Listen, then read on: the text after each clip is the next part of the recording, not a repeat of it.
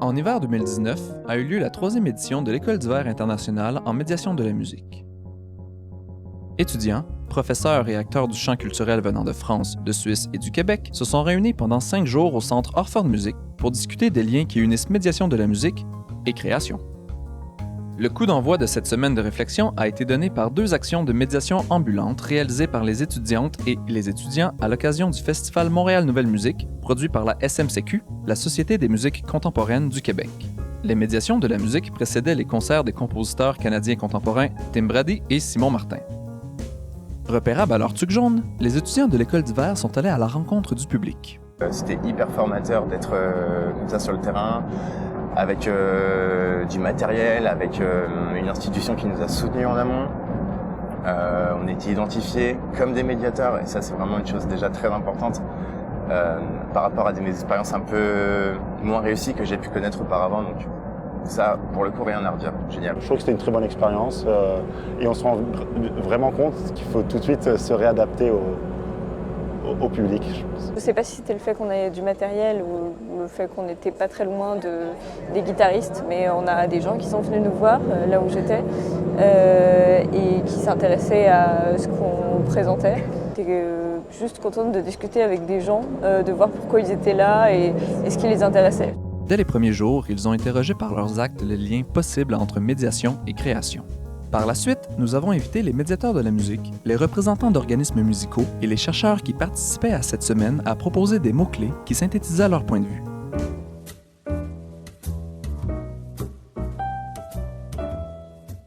En fait, dans les 2 cas, donc dans le cas de la création puis de la médiation, on est lié à cette idée d'établir une relation, donc le créateur, qu'il soit compositeur, et j'inclus aussi les interprètes, sont dans une dynamique de créer un lien avec un public, avec des auditeurs. Puis le médiateur, en fait, lui, va aussi établir un lien, d'ailleurs, dans un premier temps de même nature. Ça veut dire, au fond, établir la capacité donc d'échanger des idées et puis après ça donc des sensibilités. On est en train de faire une médiation autour d'une œuvre musicale. Commencer déjà par entrer en relation avec les personnes et susciter chez elles l'envie de parler. Vraiment tout commencement d'interaction est porteur d'une possibilité de médiation. Donc c'est un moment, je pense, où un public vient rencontrer un artiste, un ensemble, et c'est créer un espace de dialogue entre des gens qui viennent écouter une œuvre, accueillir une œuvre, et des gens qui vont leur proposer. Donc c'est un moment, un temps, un peu comme cela de partage et d'échange, d'instaurer une relation, une première relation avant l'œuvre. Je vois la chose comme ça. Découvrir aussi, puisqu'on est dans le domaine de la création, découvrir quelque chose qui n'a jamais encore été entré dans les oreilles des auditeurs. Si l'idée de la réception est présente dans le discours des médiateurs, s'ils ont assurément comme objectif de rejoindre un public, c'est d'abord et avant tout dans un contexte de partage du goût de la musique. On n'a pas de manque pour ce qu'on ne connaît pas. Le but du jeu de la médiation, pour moi, c'est vraiment de donner du goût pour que, peut-être à un moment donné, les publics, quels qu'ils soient, aient cette envie de revenir goûter, déguster, essayer, prendre le risque de rentrer dans une salle de concert ou d'écouter de la musique. Donc moi, les projets spécifiques qui m'importent, c'est les projets où les gens repartent complètement boostés, avec l'envie d'en savoir plus, avec l'envie d'aller chercher. Le moment de médiation culturelle est essentiellement un moment de déclenchement. Ainsi, la médiation de la musique aurait pour objectif de susciter l'envie et la curiosité de la population vis-à-vis de la musique. Mais comment cette volonté manifeste des médiateurs de tisser un lien entre les auditeurs et l'œuvre en création s'inscrit-elle dans l'histoire des institutions culturelles? En fait, on a mis au défi ensemble la définition de la médiation culturelle et donc peu à peu, je pense qu'il y a eu un entendement plus grand de ce que c'était, pas juste une vision stricte sur la transmission de la culture, mais une vision élargie sur comment actualiser le développement culturel au Québec aujourd'hui, qui passe par une valorisation des pratiques professionnelles, par une inclusion de la diversité des arts et de la culture qui nous viennent des cultures urbaines ou de l'immigration ou de toutes sortes de choses. Au Québec, on a travaillé, je l'ai dit, une vision élargie de la médiation culturelle qui va des stratégies classiques de transmission de la culture portées par les institutions à des stratégies d'art communautaire, de co-création, d'ancrage dans les quartiers, etc. Ça rejoint aussi la dimension citoyenne de la création, que je trouve très importante. Ça nous est fondamental de pouvoir parler d'actes citoyens quand on parle de création, puisqu'on travaille sur un territoire, on travaille avec des gens, et on travaille avec des créateurs. L'idée, c'est vraiment un état de co-construire ensemble quelque chose qu'on ne connaît pas à la base. Il y a très peu de cahiers des charges au départ. Quand on fait une œuvre avec les gens, il y a très peu d'ingrédients, on les construit au fur et à mesure. Qui sont les acteurs qui peuplent l'activité de production d'une médiation de la musique, à la fois les médiateurs, mais aussi les publics, les artistes, et comment tous ces gens-là interagissent. Ce qu'on a appris en parlant de la création en termes de production, c'est aussi de s'intéresser au savoir-faire, à la façon dont on mobilise des compétences. Là encore, en médiation, ça va être intéressant de parler en termes de processus, savoir tout le passé incorporé dans les médiateurs qui est mis en jeu dans l'activité de médiation, comment on tient compte de ces savoir-faire, de ces compétences qui sont déjà en germe chez ces publics et comment on en tire parti. Médiation et création se conjugueraient alors au sein des activités conçues par le médiateur. Mais comment définir la création lorsqu'elle est incorporée à une activité de médiation?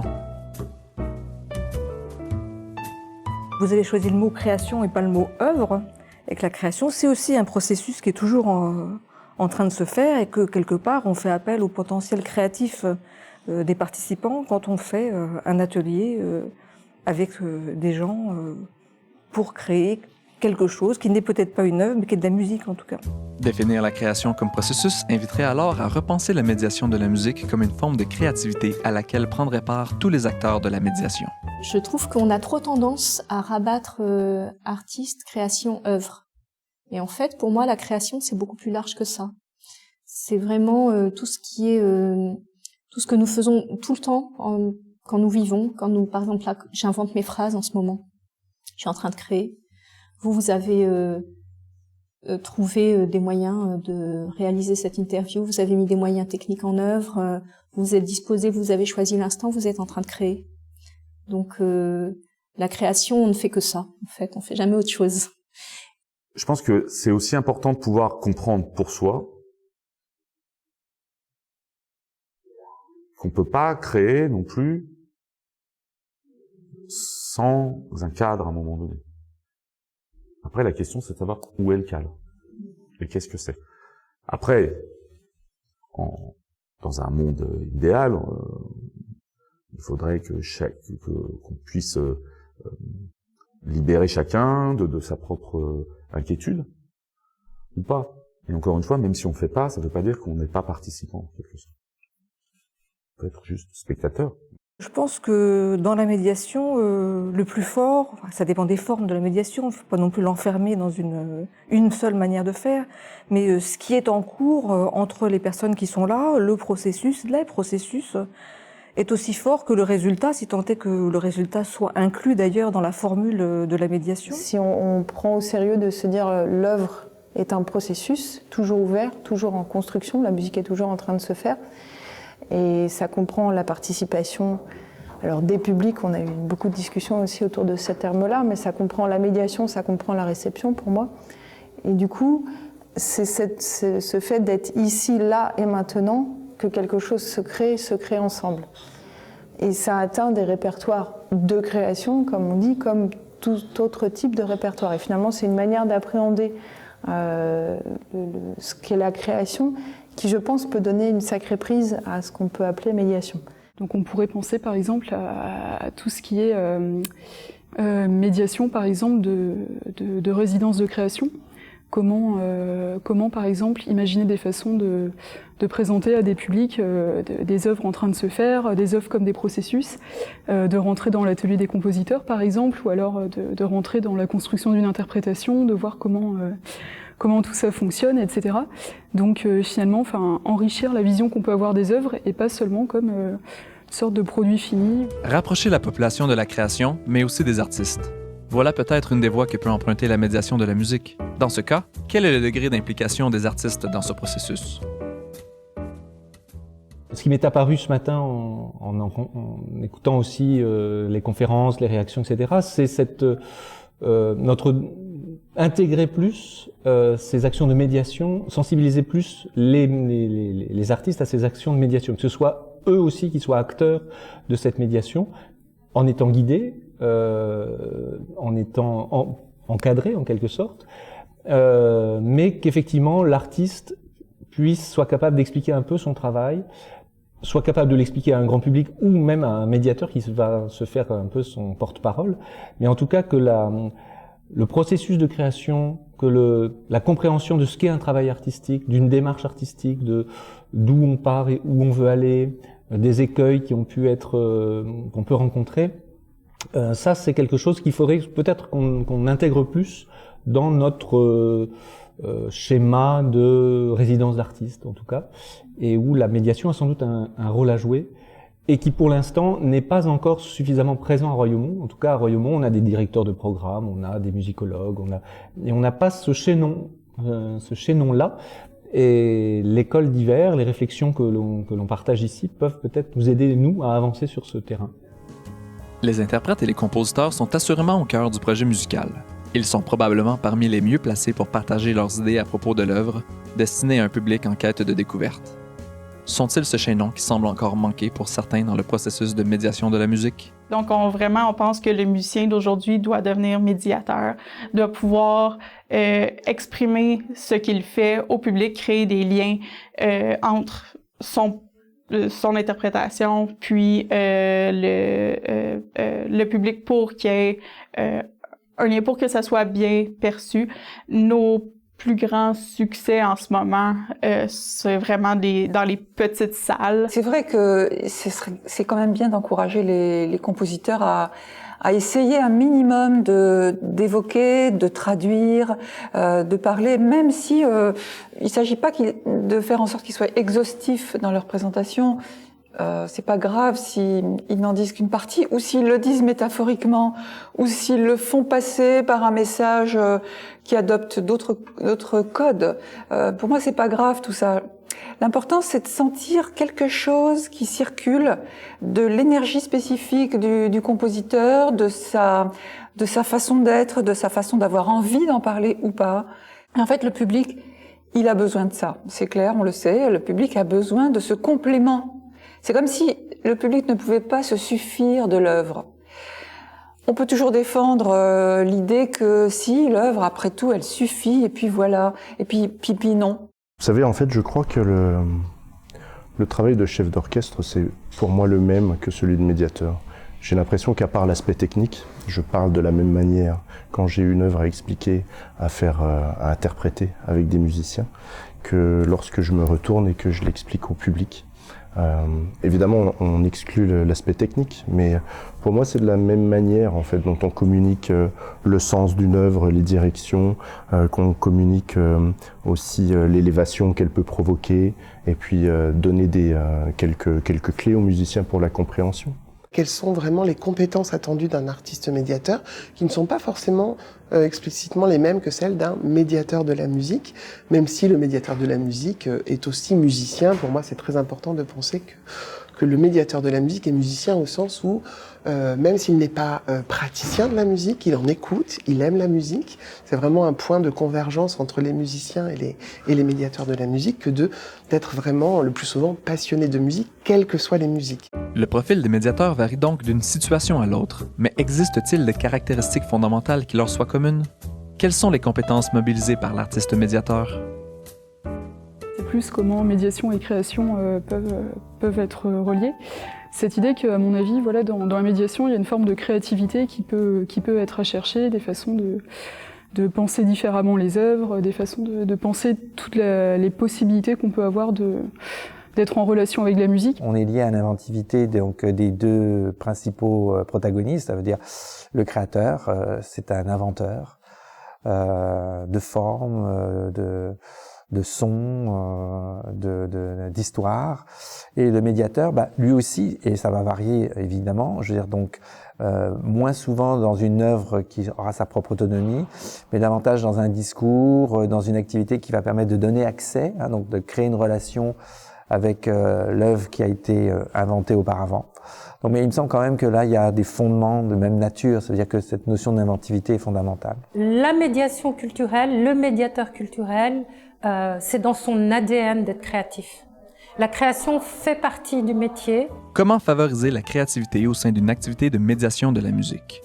Yves Daou et Vincent Bouchard-Valentin ont mis à profit les avantages du numérique pour concevoir leur propre dispositif. L'application Phonophone offre aux utilisateurs une interface intuitive permettant de manipuler et de contrôler les paramètres du son.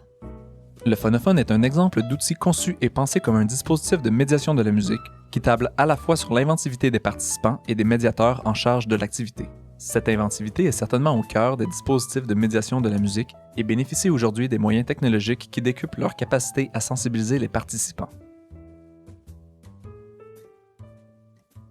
C'est des formes avec lesquelles on joue. Et notre approche, c'est de la création qui a été pensée. Tout le projet est pensé pour les enfants. Et donc l'idée, c'est de les mettre dans une situation de création, finalement, de façon à développer leur créativité, leur imaginaire, leur curiosité, les ouvrir, d'avoir une application qui soit extrêmement simple à utiliser, tout à fait intuitive. Chaque élève entre dans sa bulle sonore, si on veut, avec des écouteurs, et ensuite tout le monde enlève ses écouteurs et on travaille collectivement avec les sons. La mise sur pied d'activités de médiation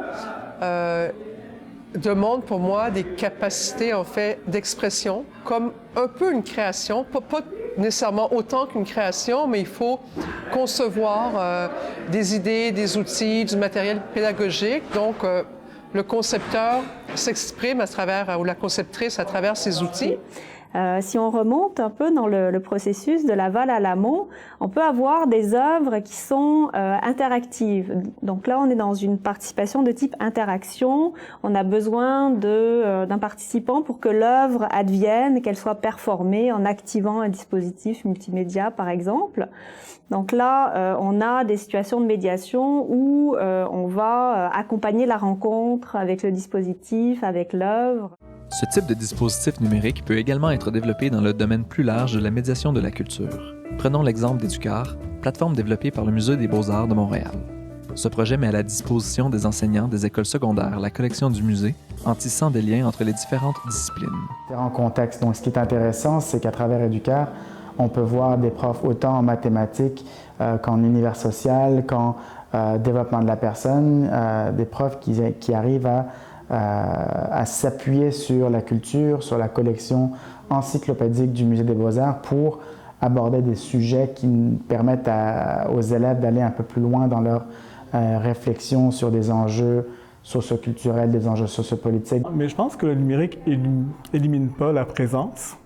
D'ailleurs, il y a pas mal de dispositifs qui peuvent être composites, c'est-à-dire faits d'un peu de présence humaine et de présence numérique. Le numérique apporte une variété de manières d'approcher le public et de mettre en relation la création et le public. Médiation et création sont donc intrinsèquement liées par la forme que peut prendre le dispositif mis en place par les médiatrices et les médiateurs.